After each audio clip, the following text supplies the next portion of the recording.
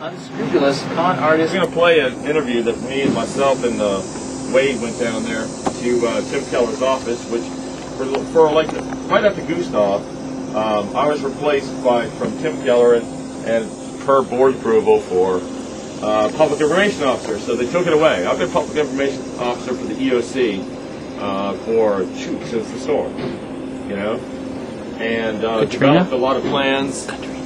Huh? For Katrina, yeah. Yeah, for Katrina, yeah, right, for Katrina. Well, until Gustav came, and then I was replaced. Hear what I'm saying to you. You know, if you're under federal authority and the board is obligated to that board of supervisors attorney is going to have to sort through to say Bryce has got to be in the Emergency Operations Center.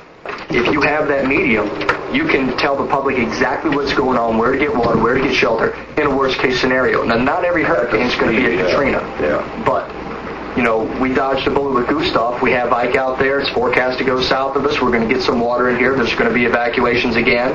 But there's always the chance that storm could always turn to the north and intensify. Everybody knows that.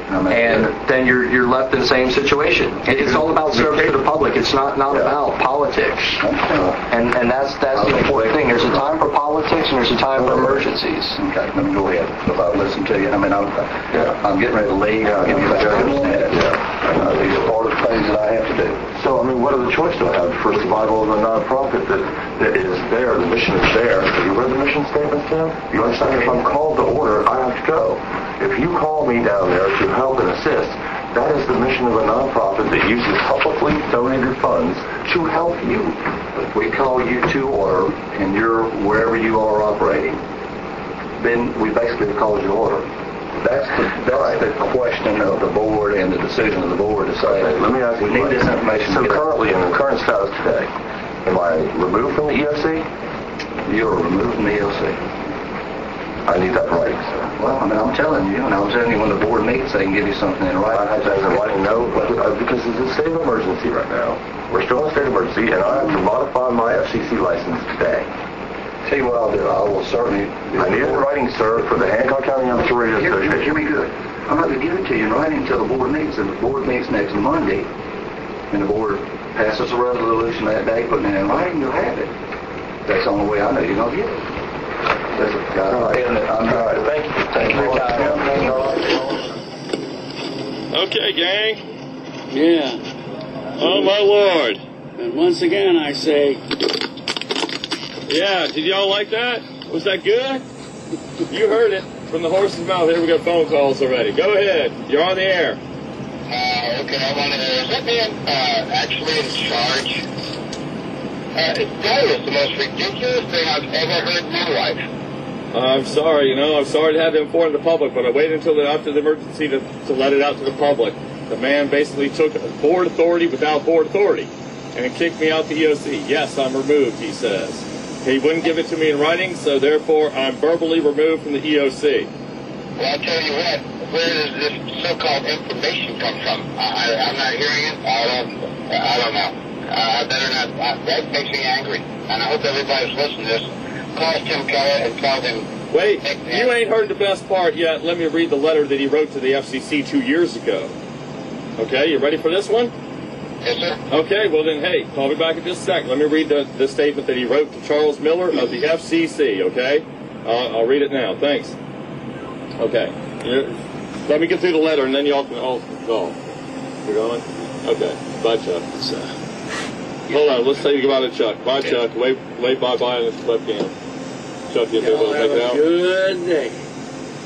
Yeah. Be careful, Chuck. Well, walking a plank. Yeah.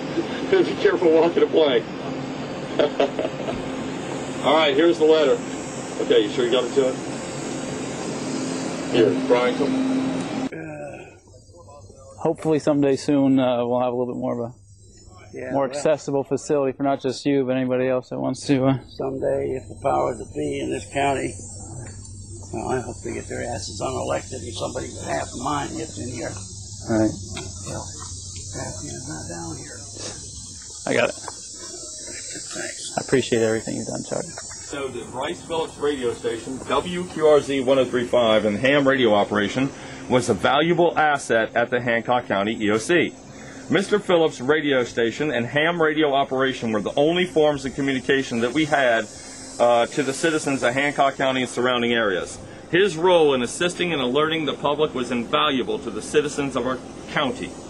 Since the storm, Bryce has continued to put out immediate and accurate information to the public. Mr. Phillips is a hard-working volunteer who does not get paid for the hours he has put into the radio station in the EOC. As county administrator, I take personal pride in making sure the citizens of Hancock County are well informed.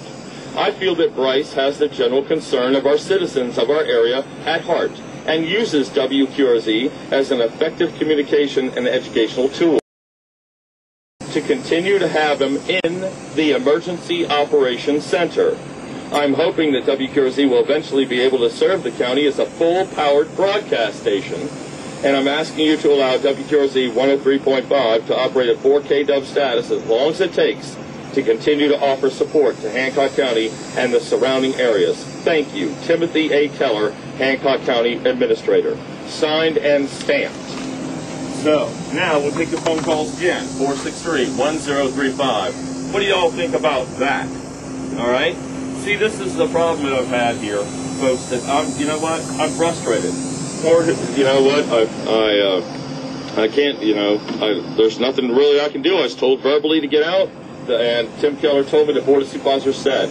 But there is nothing on the minutes or on record from Thursday, the 4th, I think it is, kicking me out at the EOC when it was done. Hootie couldn't give me a letter in writing, and poor Hootie got caught in the middle, and I hope you all understand that Hootie's got the best interest of the citizens in mind.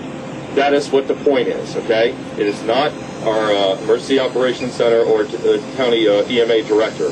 It's not that. It's politics. All right? What went down was basically we only got 13 press releases from Tim Keller as PIO.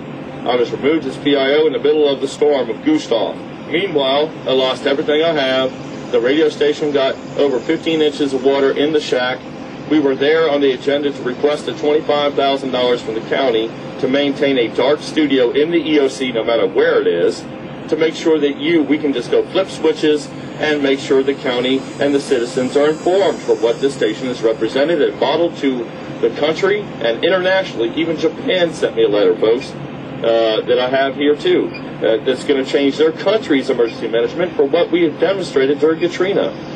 The point is that, you know what, we are here for the people because you support us. The government apparently does not when politics come to play, because I would not do political agenda from a county administrator or the Board of Supervisors. The Board of Supervisors didn't give this in writing yet. So therefore, Tim Keller, our county administrator, is acting on his own behalf without board approval to tell Hootie to trump his decision-making to kick me out the EOC. Not just me, but the radio station too, and the amateur radio.